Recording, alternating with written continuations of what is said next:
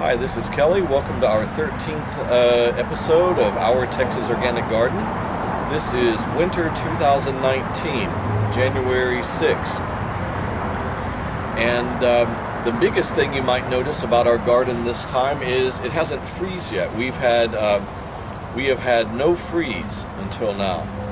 So a lot of things that normally would not be growing right now are. This has been a very nice winter, but a few things are detrimental to not having a freeze. I'll show that as well, and how to handle the aphid problem that can happen in such a situation.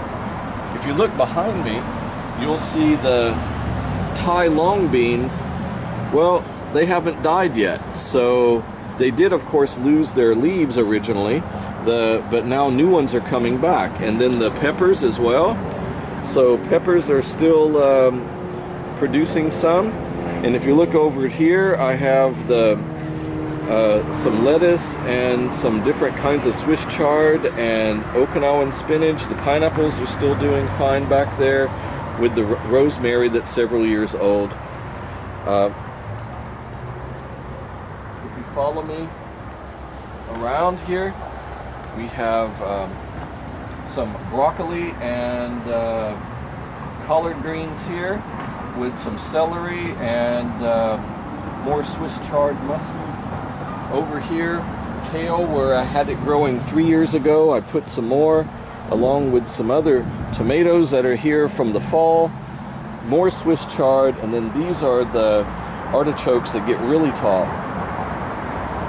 This is the bed that we alternate daikon radishes with potatoes through the year. So the last time you saw this bed, there was nothing there, but now we have the daikon radish. This year, not Korean daikon, but Japanese daikon. So the actual tuber is going to be much bigger.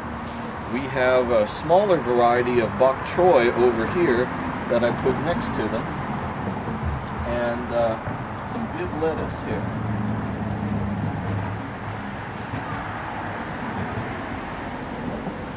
Down here you'll see the two varieties of carrots that I have growing here, a purple variety and a red variety, both organic. And here we have some broccoli that's growing. You might even see there's a little bit of broccoli down there. That's a good one right there. And some are old, some are new. We're going to put the beets here actually, but I found it's better to grow them in the small pot first, in the containers, and then to transplant them. This is something we're very proud of. This is the Mizuna type mustard, and this one's growing really well. Actually, there are two in there, and we're going to cut some of it after this video and have nabe tonight for dinner. One thing you may notice is there are quite a few leaves in the beds. Usually I put hay, but right now I've been letting the leaves from the trees fall, because I never know when it could be cold and maybe have a freeze later in the winter, and this will help protect them, just to keep that layer of leaves in there. You don't have to throw them away.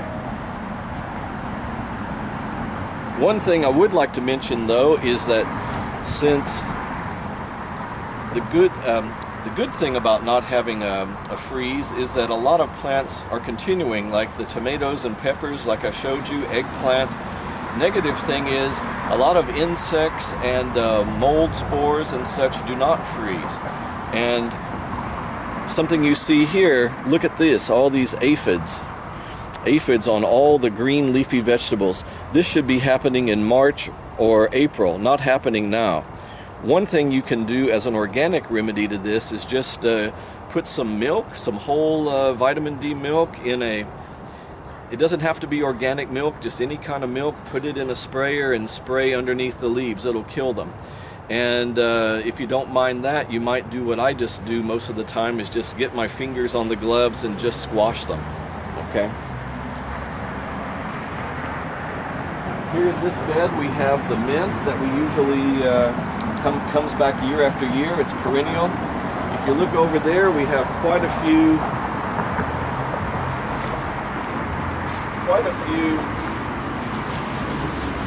eggplants and they're coming along here. They have not died yet this year. More tomatoes back here. What I'm really proud of here is if you walk along and look at these tomatoes over here, we have about 50 tomatoes that have not that we have not frozen yet. Come here, over here.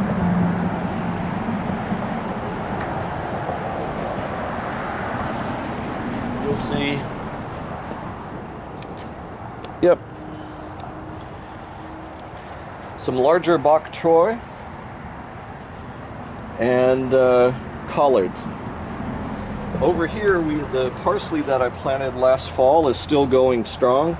These are red onions we put in since the last video.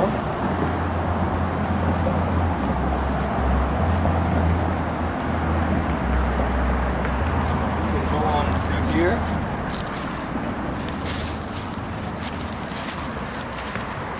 This bed's always good for yellow onions, and right now is no exception. They're looking quite nice.